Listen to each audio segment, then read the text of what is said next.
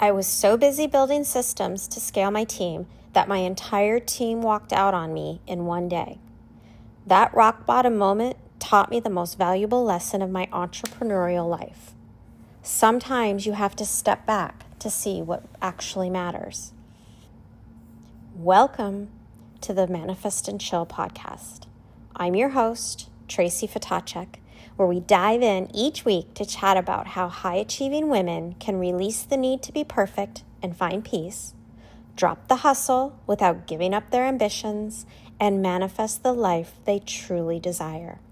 I'm a certified manifestation and visualization coach with a rich and exhausting background as a serial entrepreneur and a tech founder who is obsessed with teaching women how to manifest the life they desire and chill the fuck out in the process. Let's dive in.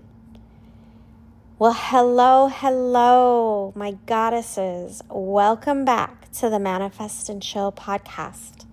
I'm Tracy Ftacek, and today, today I'm sharing the day my entire team walked out on me, all of them, in one day, and how that rock bottom moment taught me the most valuable business lesson of my life. If you're a high-achieving entrepreneur who's been grinding so hard you've lost sight of what actually matters, this one's for you. So picture this, November of 2016. I'm riding high after successfully scaling my company. I'm obsessed with systems, optimization, and efficiency. I'm implementing new processes left and right, restructuring the promotional programs, convinced I'm building something amazing.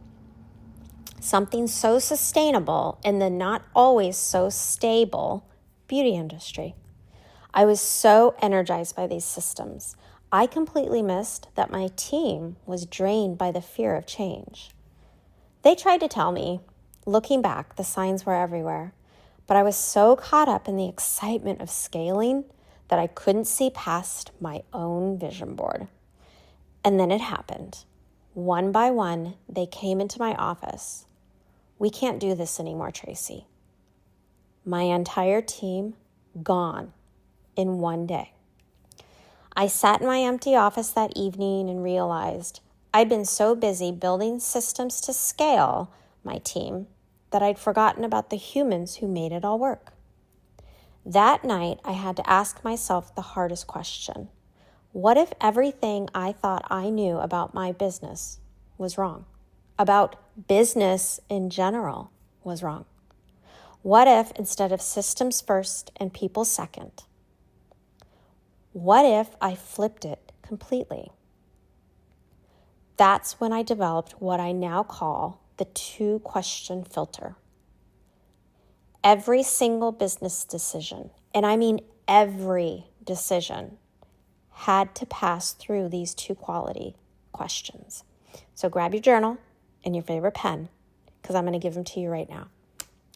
Number 1, how is this system going to make it easier for clients to work with me? How is this system going to make it easier for clients to work with me? Number 2, how will this make what we offer easier for my team? That's right. How will this make what we offer easier for my team? Not more efficient, not more profitable, easier, more human. And you know what happened? I took that empty company and rebuilt it from the ground up with this people first philosophy. And when I developed my new business, my new beauty tech company team, I provided them extra time off, monthly company-wide spa appointments, free educational opportunities, work from home days, and daily, yes, daily inspirational text messages. I would literally surprise them by taking on their responsibilities for the day and still pay them for a full day of work, just so they could rest. The timeline, November was the walkout. By April, I'd sold the rebuilt company and launched my new tech company. All because I learned to step back and see the bigger picture. But here's where this gets really interesting. I realized this same principle applied to how I was treating myself. You see, most entrepreneurs think self-care is selfish.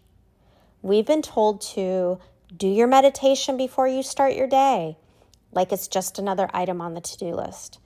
That's not strategic. That's just busy work. That's supposed to make you feel good, right? Real strategic self-care asks different questions. So ask yourself, if I meditate first, will it help me make better decisions in the business? If I exercise in the afternoon, will this give me the energy for more impactful engagement at tonight's networking event? If I take a 20-minute walk before this client call, will I show up more present and creative? I even have a specific 9-minute meditation I do before every sales call. Not because it's quote unquote good for me, because it makes me a better salesperson. When I'm centered, I listen better to what my prospects actually need. When I'm grounded, I'm not attached to the outcome, which makes me more magnetic. When you're clear, you can feel whether this person on the other side of the table from you is truly aligned. I was so convinced of its power that I now give this exact meditation to anyone who becomes an affiliate for my larger packages and bundles. And you know what happens when they use it? They don't feel the need to adjust their pricing downward. They don't add extra bonuses to make it feel more valuable. They don't hesitate when sending out contracts.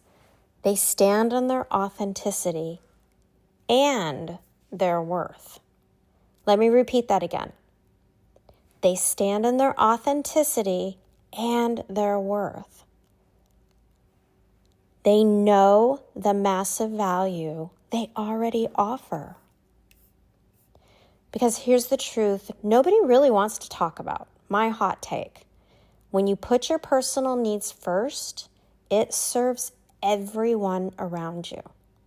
When you're truly rested and fulfilled, you show up differently for your team, your clients, your family.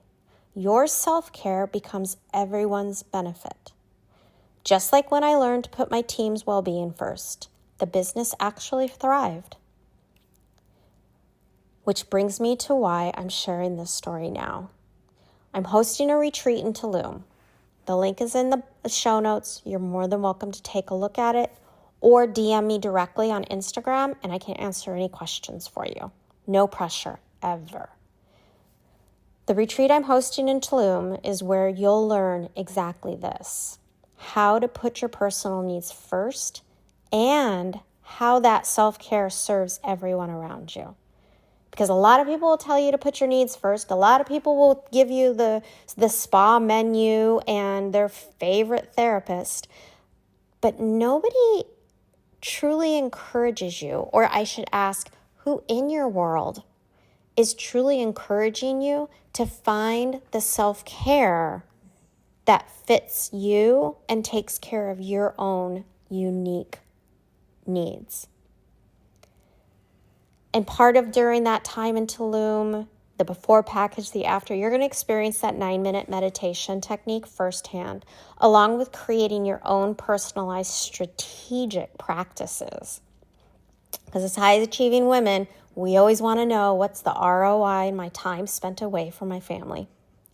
You won't just learn about strategic self-care, you'll live it. You'll practice it. You'll leave with your own toolkit of practices that anchor you in your worth, fuel your best decisions, and serve everyone around you. Imagine having your own version of that meditation, but designed specifically for your biggest business moments, your biggest life moments. The practice that centers you before you raise your prices, before you launch something new, or before you have that difficult conversation. The company walkout, I can say today, was the best thing that ever happened to me and my business, because it taught me that stepping back isn't stepping away from success. It's stepping into alignment. And alignment, that's where the real magic happens. So take my 2 questions. DM me if anything from this episode really resonated with you. You can find my information in the show notes. And next week, we're continuing our Permission to Pause series with the next round. We're diving even deeper into the practical framework for knowing when and how to pause your business. You won't want to miss it.